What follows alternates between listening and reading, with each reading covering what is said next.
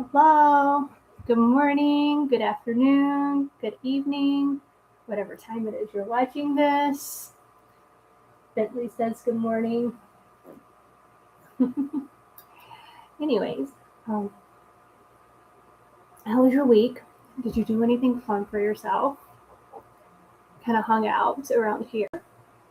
So, it is March. One thing I love about March is it's St. Patrick's Day. I love St. Patty's Day. Maybe I was Irish in a past life or something, but it's one of my favorite holidays with like Easter and Halloween. So I love St. Patrick's Day. So yes, I will be doing my nails green for St. Patrick's Day. Anyways, so March is also not only is St. Patrick's Day in March, it is also clitoral cancer awareness month, as well as kidney cancer awareness month and Women's History Month. So yes. What's that old saying? Behind every great man is an even greater woman, or something like that, right? So, anyways, so today we are. Oh, what are you drinking? I'm sitting here drinking my tea. So, what are you drinking? I am drinking Stephen Smith Black Lavender with steamed milk and organic stevia. I didn't have to add the vanilla because it has like within the tea mixture, it has vanilla in there. So to me, it adds just enough flavor for vanilla for that. Anyways, so we're going to talk about colorectal cancer today. Because as I said before, knowledge is power. So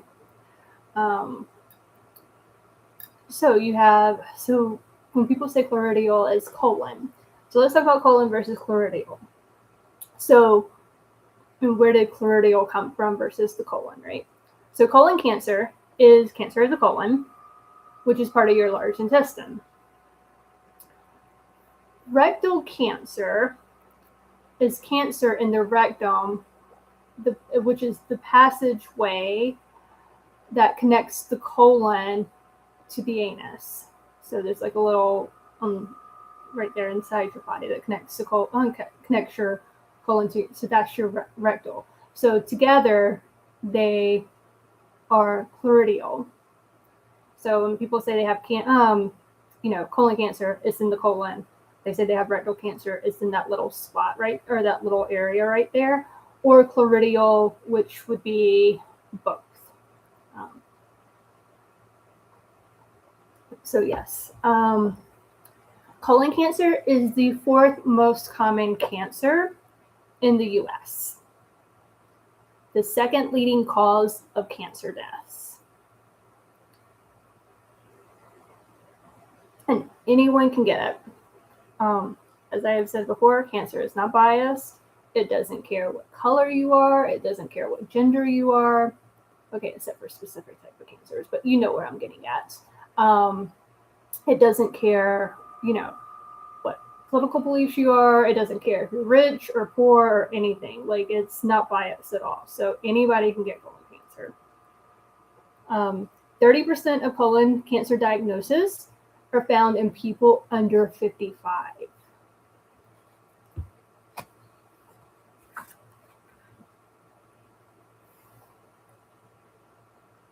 Just making sure he wasn't going to fall off the bed, but he's fine. If you have a family history of it, your risk is 2 to 3 times higher. If a relative is diagnosed at a young age, or there is more than one relative affected, the risk increases to 3 to 6 times more than that of the general population. Yes, so I would fall into 3 to 6. It runs in my mom's side of the family. Her father had colon cancer, and his father had colon cancer. Interesting enough, but which makes it even more interesting how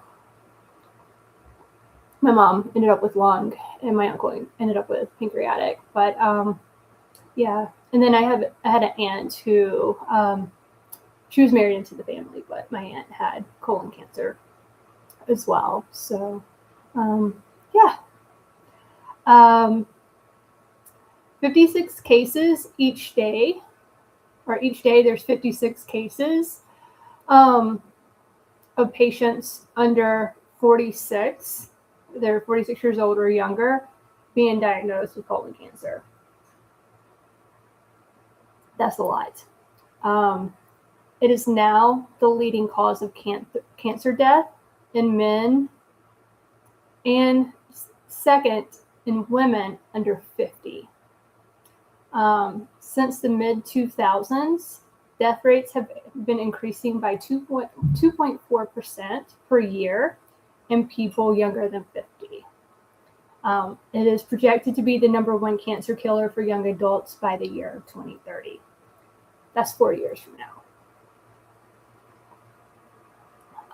Young adults often get diagnosed later because they're not usually screened, and symptoms can be mistaken for other issues. Screening normally starts at 45, which is the recommended age. The 5-year survival rate is approximately 91% for stage 1 and stage 2, but it declines to 13% for stage 4.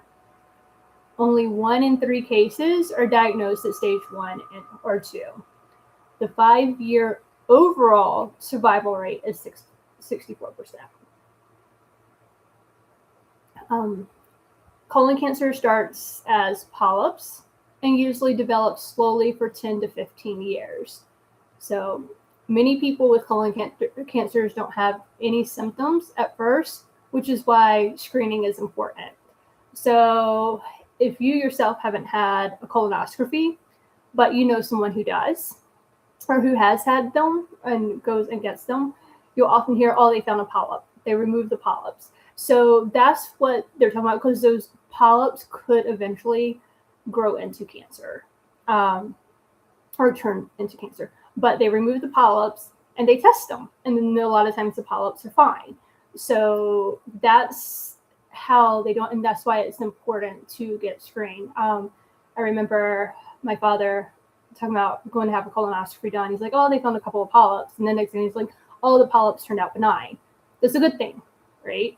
So that's why it's important to get screened. You see the polyps, they get removed. You can make sure the polyps aren't cancerous, etc. So yes, that's also why, like, a lot of times with the screening, they can catch it early with stage 1 or stage 2, because if it's just the polyps and then they remove the polyps, so it's easy to be treatable. But let's talk about like young people. So why it's an increase with young people getting colon cancer? I personally think 2 of the reasons. One, the recommended age is the recommendation for starting screening is at 45. And the thing is how many people really start at 45. I remember one of my doctors, when she found out my history, she said, we're going to start your colonoscopies and screening at 35. So yes, that's depends on, I always feel like you need a really good doctor that's going to advocate for you as well. So also make sure that you have that type of doctor. But also as well, I feel like the younger people are getting it these days because of all the processed food that is out there. We have so much processed food. Remember the stats that I was saying when I was talking about, when I said that it was the 4th most common cancer in the U.S. Notice I said the U.S., right? Not in Europe, not in Asia, in the U.S. It's because of all of our processed food. I know, if you haven't, go back, check out videos I've talked about in the past, or in previous videos. We talked about the different types of food, how to figure out the process. You want to do organic. if possible. Definitely. But I feel like a lot of the processed foods is what's causing it, because our foods are more processed now than they were when like I was younger, or possibly when you were younger. If you were kids of the 80s, I feel like that's when it kind of slowly started. You know, like they started, all the fun cereals started coming out and everything, and they started adding sugar into the cereals. But I don't think they added as much then as they do now, because the whole point was to get you addicted. Sugar is addictive. And so the point was to get you addictive so you would buy more and they can make more money. It's called capitalism, people. Like so, and it's kind of the same thing what they're doing with social media now. They're getting you addicted to social media. They want you to post all the time. They want you to do all this, and that's the whole that's the whole purpose of it. So sorry, got on a tangent there, but yes. So young people, definitely, again, I mean, even older people, like, just make sure you're eating organic, and you know where your food's coming from. All right. Also, too, like when we talk about young people, Chadwick Boseman, he died of colon cancer at 43. He was Black Panther, and so he, did the lead in Black Panther. He was an amazing actor. He was an amazing person within himself. Like he would always go visit the children's cancer wards in the hospitals and everything. Things that he did, he was just a genuinely good person. Like, you know how they always say, don't meet your heroes because you'll be disappointed. Like, I don't think you would have been disappointed if you met him. Like, he was just a really good person. So lost him far too young. But at 43, colon cancer. Then you have James Vanderbeek, who just passed. Dawson's Creek, Varsity Blues. I was a Dawson's Creek fan. My mom and I watched that together all the time when it was on. So yes, I mean, he died of choroidal cancer at 48. He just passed. And then Chrissy Alley. So for all of you millennials, Gen Xers, all of us, boomers, Chrissy Alley from Cheers, she actually died of colon cancer at 71. So it's, yes. So the question is, like, what can you do? You have the colon coalition.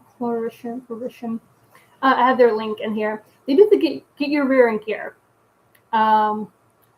They events to raise money for colon cancer research. That I put both links in the description, so you have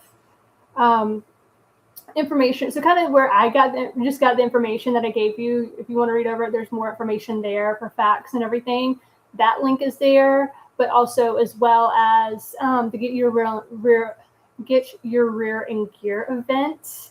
That link is also in the description as well. So both of those links there, the one leads you straight to the events. If there's an event nearby, if there is, near you. If there's not, think about putting one over yourself.